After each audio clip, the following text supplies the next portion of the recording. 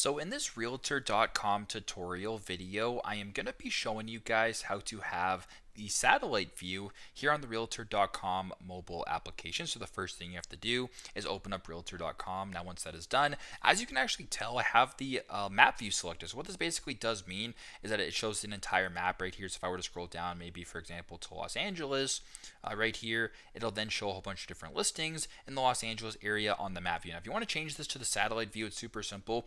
Go to sort of to the bottom right to where there's three different options here. There's sort of like a finger being pointed. There's like an arrow. And then right above that, where it's a black circle with sort of a white square above it, I want you to go ahead and press on this right here.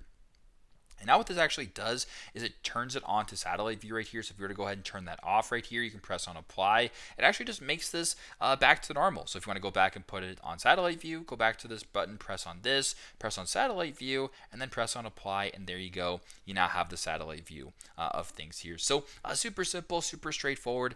This is how to have the satellite view here on the Realtor.com application. Thanks again for watching, and I hope this video helps.